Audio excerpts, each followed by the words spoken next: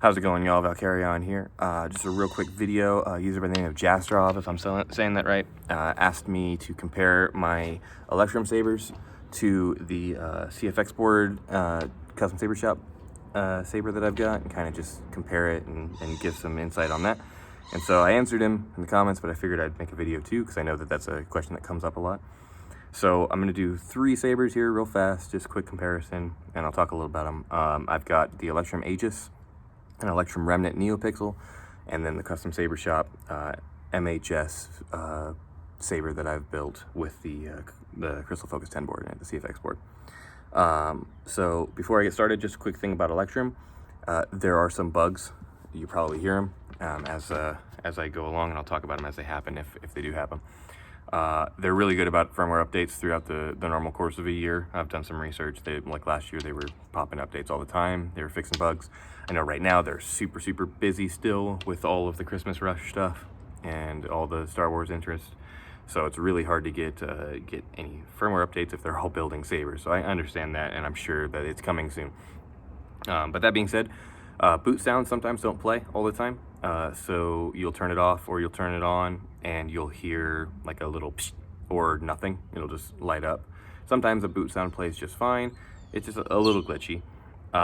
If you're waking up from deep sleep by holding the center button, if it hasn't played the turn on boot sound before you're actually able to turn the saber on, you try to turn it on, it'll get locked up in a lockup sound and just play that indefinitely until you figure out how to turn it off. So that's a little bit of a bug. To avoid that, just don't turn it on early if it hasn't booted yet.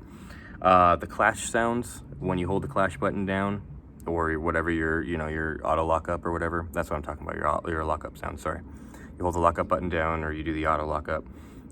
It'll play the 4-second or 5-second or however long it is lockup sound, and then it'll stop. And if you're still holding it down or still locking up, it'll play it again. It just kind of loops that way, but it doesn't continuously loop. There's a break. So those are some of the things I can think of. If I see anything else as we go, I'll mention it. But let's go ahead and jump right in. So turn on my Electrum Aegis. See that? Psh, that was not the right power on sound, so that didn't play right. This is the copper studded Electrum Aegis speaker. You've got bottom shot sound holes, and you've got some sound holes on the side here that are angled a little bit, so you get a little bit of stuff, a little bit of play on the outside, but it's mostly a ball that just kind of flies out this way. So that's something to think about. I also noticed with Electrum, the higher up you hold it, the closer to the blade you're holding it, the more the board tends to respond to smooth swing. And the lower down you hold it seems to respond a little bit less. I think it wants big angular movement. I have messed around with the settings, and it's still that way no matter what I do, because it could be me with settings, but I think that it's just not as sensitive as I would like compared to like a Crystal Focus 10 board. But maybe that's something that they can do in a firmware update to make it just a little bit more responsive. Without further ado, I'm going to go into some swings. We'll do some clash, some lockup sounds, and we'll move on.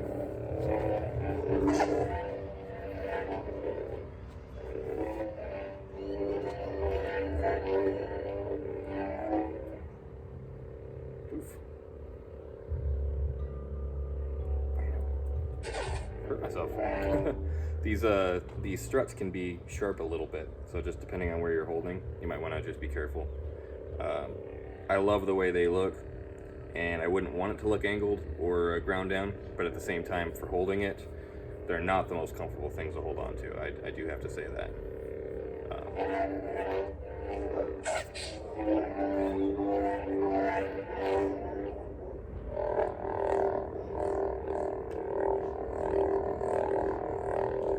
So I don't know if you can hear that, how low it is compared to that. So on the Crystal Focus board, which you'll see in a second, it randomly picks throughout all of these smooth swing sounds as you're swinging it, so you get a lot of variation. On Electrum, it randomly stays on that one that you picked until you stop spinning, and then it'll randomly pick again. So that can be a little bit of a bummer, comparatively anyways.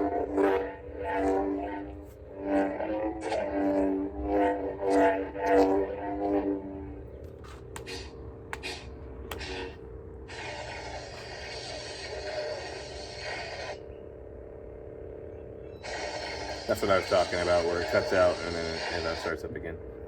So that was a good power off sound. That doesn't happen every time. Okay, compare that to the Electrum Remnant I've got. This is a copper Electrum Remnant with the black gold ion switch.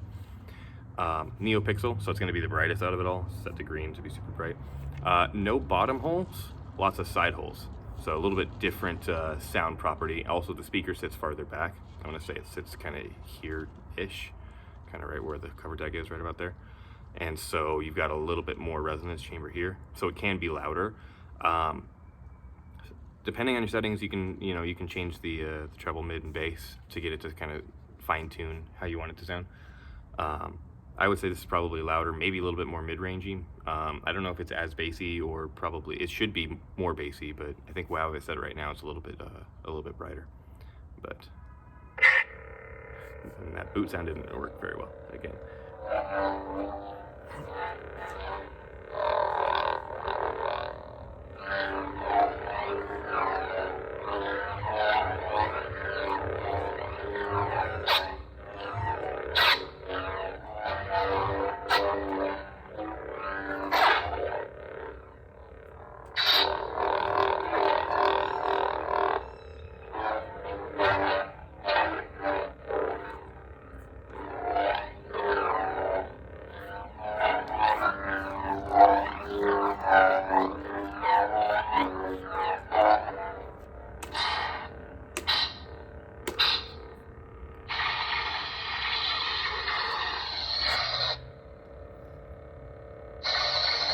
So same thing on this one. Really bright saber. I mean, I know it's light outside, so it's still not super telling, but it's brighter than the others because of the NeoPixel. So that's really cool. I love that drop down, and that was a good off sound too. Okay, and then lastly, we'll compare it to Custom Saber Shop, MHS built, CFX board installed with the 28mm Stealth Vandal, or Stealth V2, sorry. Stealth V2 from Saber Essentials. That's the speaker that's in it. Not NeoPixel, just in-held LED.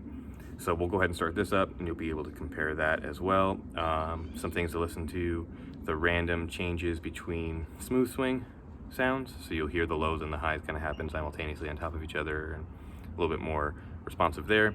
I think it's louder. I definitely think it's more bassy because it's got this whole big chamber here to resonate, because there's not a ton of stuff in it. Their chassis is a 3D printed chassis. This is the chassis discs that they sell. So there's a lot of more open space for the sound to kind of rattle through here.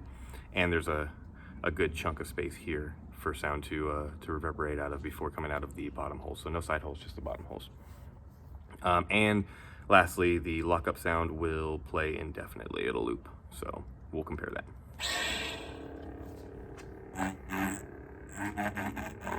You can just hear it right there. It's super responsive. I don't need much motion. And it'll play. Real quiet sounds, so it's very responsive there. And then louder, bigger swings. I have this in hybrid, so it'll play. Oops.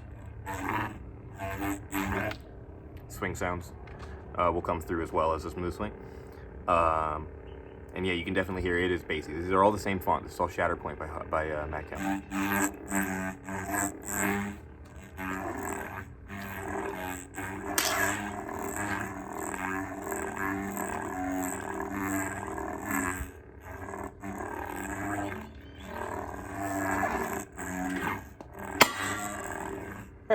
Hit my light.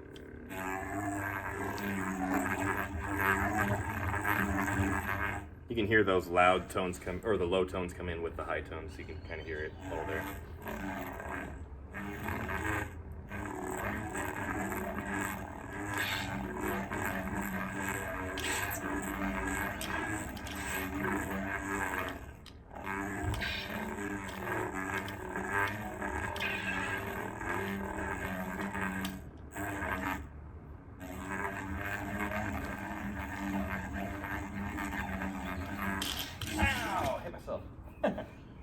Anyways, you can kind of hear the differences. It's definitely louder, bassier, more responsive, I would say, for sure. Here are the clash sounds.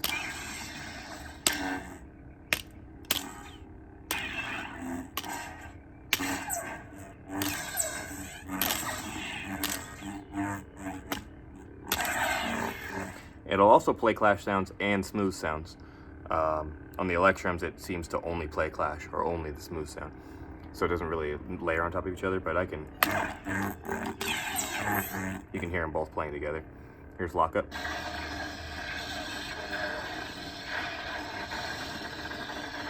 No break.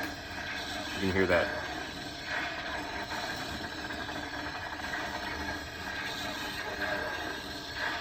That sound, that high-pitched sound going up and down. So that's really cool about it. And I have yet to hear a weird boot on or off. It seems to be